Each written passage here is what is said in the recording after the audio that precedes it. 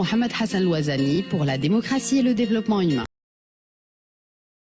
Chers professeurs, chers amis, c'est avec un plaisir renouvelé que nous vous accueillons au centre Mohamed Hassan Louazani pour la démocratie et le développement humain. Durant ces jours de célébration de la femme sur le plan international, nous sommes particulièrement heureux d'accueillir 3 auteurs qui ont consacré de nombreuses publications sur la situation et l'évolution de la femme, notamment dans notre pays, le Maroc.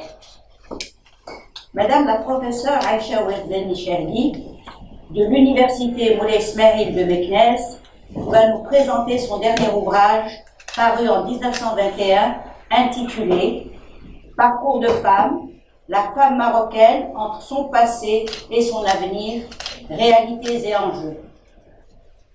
En plus de l'ouvrage qui sera au centre de nos échanges, notre conférencière a publié l'année dernière une étude portant sur Covid-19, les nouvelles mutations de l'économie mondiale, quels enseignements pour un modèle de développement au Maroc.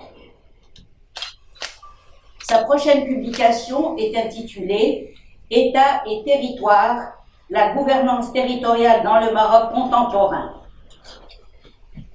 Selon l'argumentaire proposé, nous sommes invités à revisiter tout un parcours de la position de la femme dans le développement de notre société. Le diagnostic est posé. La femme marocaine a entamé un parcours de combattante. Le combat est encore long. Il s'agit d'un combat pour la citoyenneté, un combat pour la démocratie, un combat pour un projet de société. Pour commenter et élargir l'analyse proposée par le professeur Ouezdani Cherli, je tiens à saluer Madame la professeure Fatima Nsoudi de l'Université Moulay Ismail de Meknès et la remercier pour sa participation par ses recherches et ses publications sur la place de la femme dans les transformations de la société et de son développement. Elle nous éclairera sur les enjeux qui sont au cœur de nos préoccupations en cette journée internationale de la femme. Pour présider et modérer la séance, Madame la professeure Nassera Rachida Nasseri, écrivaine prolifique et pédagogue très engagée, a accepté notre invitation à laquelle elle a acquiescé avec la spontanéité que nous lui connaissons. Je tiens à signaler qu'en plus de sa participation à plusieurs de nos conférences, elle a fait le 7 mars 2018 une présentation remarquable sur approche genre au Maroc, acquises et perspectives. La question des droits humains, des enfants, des hommes et des femmes, et de leur développement au Maroc est un des objectifs essentiels de notre centre. Cette question est en effet au cœur de toute société démocratique. Aucun État ne peut se réclamer de la démocratie s'il ne respecte pas les principes de la Déclaration universelle des droits de l'homme et de tous les engagements conventionnels et législatifs qui sont venus compléter la déclaration de 1948. Dans tous les pays, le respect des principes des droits de l'homme et leur mise en œuvre par les gouvernements est un combat incessant de contrôle, de vérification et de légitimation des mesures prises. En ce qui concerne la situation de la femme dans la société musulmane, notre centre l'a abordé dans ses conférences et colloques. Dans la séance du 25 mai 2015, le regretté d'Abdullah Sherif Ouezdani, disparu l'année dernière, a commenté l'ouvrage de mon père, Islam ou Mujtama ou Madaniya, l'islam, société et civilisation, en particulier le chapitre qui traite de la situation de la femme en islam dans la perspective d'une société démocratique en devenir grâce à l'apport essentiel des femmes qui doivent jouir au même titre que les hommes d'une éducation moderne et d'une formation professionnelle qui leur permettra d'agir au développement de tout le pays. Lors du colloque de septembre 2015, État de droit et démocratie à la lumière de la pensée de Mohamed Hassan Ouezdani, le professeur Mohamed Moukid a traité la question de la femme à la lumière des écrits de Mohamed Hassan Ouazzani.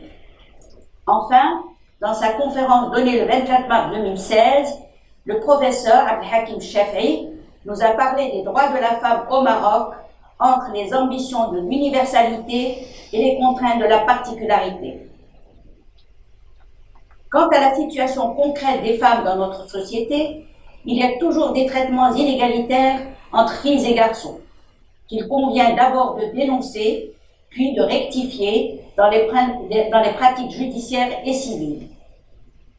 Le cas des Soulaliyettes et le droit à la terre a été l'objet de la conférence de la professeure Fatma Aitmous le 19 octobre 2017. Je tiens aussi à rappeler que plusieurs interventions, notamment dans le documentaire Roued de la chaîne Oula, diffusé en 2017, Madame la professeure Jawhara Filali Baba a exposé divers aspects du rôle de la femme dans la société marocaine selon la pensée de Mohamed Hassan Ouazzani. Dans son combat pour la libération du Maroc et pour la modernisation de la société, mon père a en effet accordé une priorité à l'organisation et à l'éducation civique et professionnelle de la femme. Il était d'ailleurs conscient du rôle qu'ont joué les femmes, mères, épouses, filles de résistants, dans la libération de notre pays. C'est avec une grande émotion que je dois évoquer la mère de mon père, Lalla Halima, qui n'a cessé de soutenir son fils, déjà dans ses études, puis tout au long de son action militante. C'est elle qui a fondé à Fès la première section des Sœurs de la Pureté, à Khawat Safa, tandis que ma tante, Lalla Zina, en était la trésorière. C'est aussi une femme courageuse de Fès, Madame Lamraoui, qui a formulé publiquement les premières revendications de la femme marocaine en 1943 déjà.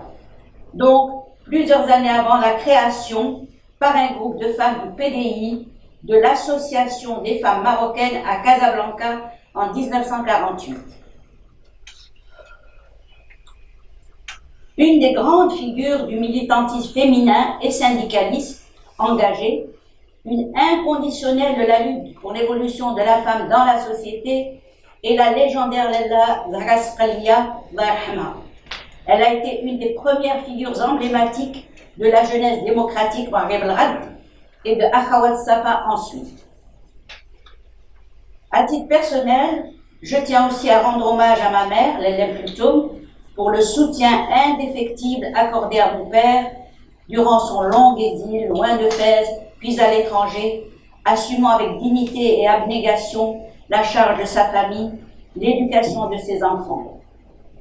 Pour elle aussi, sans doute, l'amour pour son mari se confondait avec l'amour de son pays. C'était une femme exemplaire. Des témoignages de la lutte des femmes pour l'égalité, pour le respect de leurs droits fondamentaux, nous en trouvons un grand nombre en consultant le journal du PDI, Démocratie, publié en 1957-58. Ces témoignages de lutte, de revendications franches, sont accessibles sur notre site dans leur intégralité. Mais il faudrait pouvoir recueillir les témoignages non écrits, les souvenirs de celles qui ont pris part à ce combat. Combat qui a ouvert grand les portes aux générations futures de femmes. À l'aube de l'indépendance, cette lutte de femmes s'est nourrie de l'énorme espoir de la marche vers un Maroc nouveau, prospère et juste pour toute la nation. Hélas, la désillusion a été cruelle. En relisant certains de ces appels, les prises de position qui ont suivi l'accession à l'indépendance en 1956, on peut constater que la société marocaine a été bloquée pendant longtemps. La marche vers la libération de la femme et de la reconnaissance de ses droits a été très lente. Elle est loin des promesses escomptées au moment de l'indépendance il y a plus de 60 ans. Pourtant, il faut reconnaître que des étapes importantes ont été franchies dans le sens d'une amélioration significative des conditions de la femme marocaine sur le plan privé et public dans la nouvelle Moudawana et la Constitution de 2011. Je tiens à rendre un vibrant hommage aux initiatives novatrices et courageuses de Sa Majesté Mohammed VI, qui accorde une place de plus en plus importante à la femme dans la société marocaine et à l'extension de ses droits. Autant dire que les propos que nous allons entendre de la part de nos trois conférencières, toutes engagées dans la promotion de la femme dans la société marocaine, mais aussi au sein des institutions officielles et dans les entreprises privées, nationales et internationales, s'inscrivent dans une préoccupation essentielle de notre centre. Je tiens donc à les remercier encore une fois très vivement pour leurs interventions.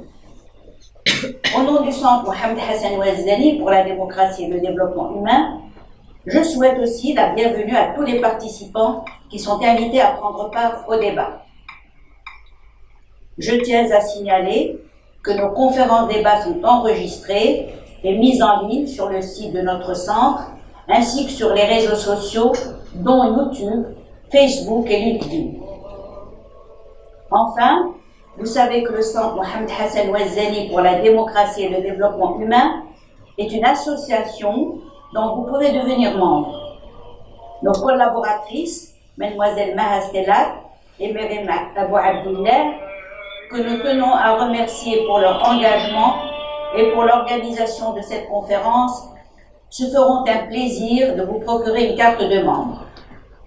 Celle-ci vous permet d'acquérir gratuitement une publication annuelle ainsi que toute la documentation relative à nos activités. Merci pour votre présence et je vous souhaite de féconds et amicaux échanges. À vous la parole.